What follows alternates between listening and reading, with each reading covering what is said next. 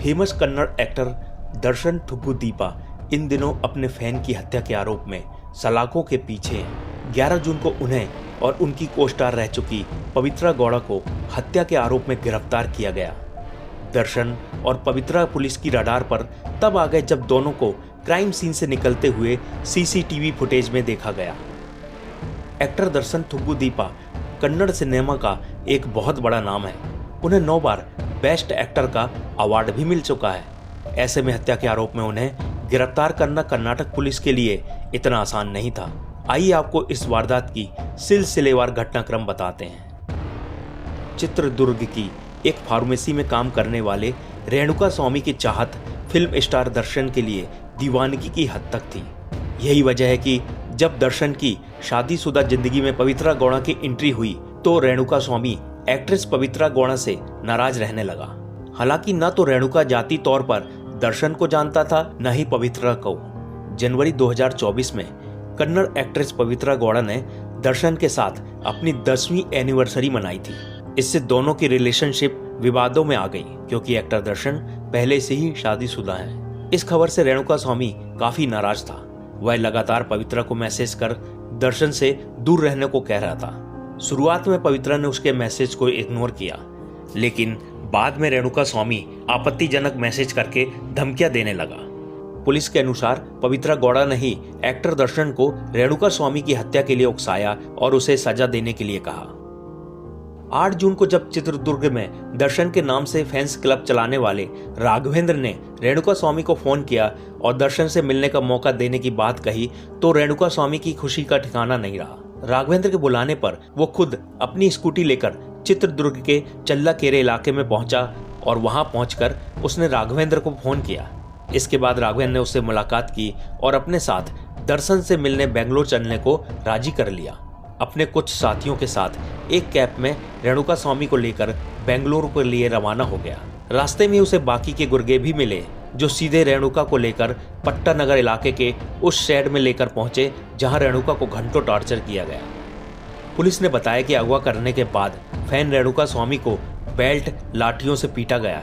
करीब 1 घंटे तक की गई मारपीट में रेणुका स्वामी को गंभीर चोटें आई और उसने दम तोड़ दिया।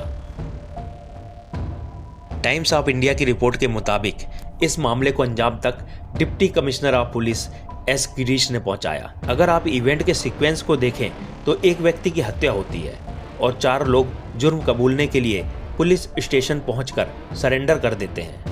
स्टेशन लेवल ऑफिसर ने उनकी बनी बनाई स्टोरी पर भरोसा कर लिया और केस क्लोज होने की बात होने लगी।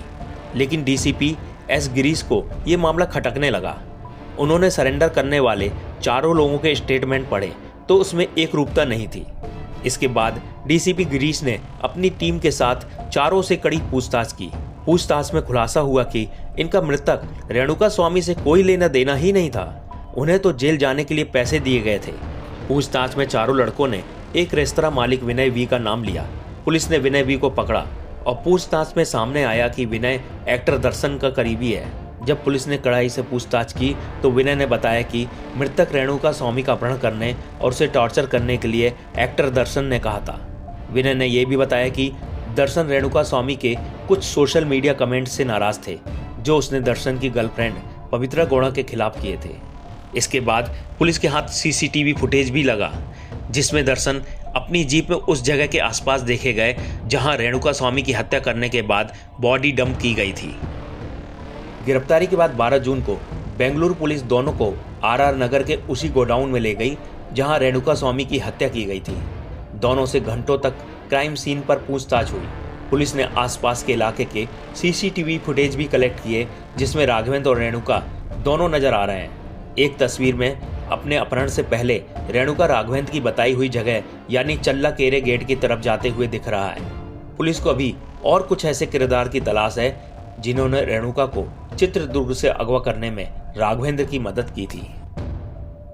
रेणुका का पोस्टमार्टम करने वाले डॉक्टरों ने उसके शरीर पर गर्म लोहे की राड से दागे जाने के निशान पाए हैं। डॉक्टरों ने बताया कि उसकी नाक जीभ काट डाली गई थी और जबड़ा भी तोड़कर अलग कर दिया गया था। इसके साथ साथ पूरे शरीर पर अनगिनत हड्डियां टूटी हुई थी। उसके स्कल यानी खोपड़ी में फ्रैक्चर के निशान मिले। पुलिस की जांच में एक तथ्य ये भी उभर कर सामने आया कि रेणुका स्वामी की हत्या करने के बाद एक कातिल ने खुद अपने जानकार पुलिस के एक सब इंस्पेक्टर को फोन किया था और उससे रेणुका की लाश को ठिकाने लगाने को लेकर आइडिया मांगा था। ये उस पुलिस सब इंस्पेक्टर का ही आइडिया था, जिसके बाद कातिलों ने रेणुका की लाश कामाक्षी पाल्या के गंदे नाले में फेंक दी थी, क्योंकि उन्हें लगता था कि बारिश के बाद गंदे नाले में डाली गई रेणुका की लाश बहकर आगे निकल जाएगी और किसी को पता भी नहीं चलेगा। लेकिन ऐसा नहीं हुआ। अगले ही दिन 9 जून को रेणुका स्वामी की लाश आवारा कुत्तों को नजर आ गई, जिसके बाद मामले का खुलासा हुआ। आपको बता दें कि पुणे में हुए पोर्स एक्सीडेंट केस की तरह ही इस मामले के सामने आने के बाद एक्टर दर्शन और उसके गुर्गों की ओर से इस पूरे मामले को दबाने की भरपूर कोशिशें की गई। अभी तक रेणुका स्वामी की हत्या के मामले में एक्टर दर्शन और उनकी गर्लफ्रेंड पवित्रा गौड़ा पुलिस की गिरफ्त में है और पुलिस इस मामले में गंभीरता से जांच में जुटी हुई है।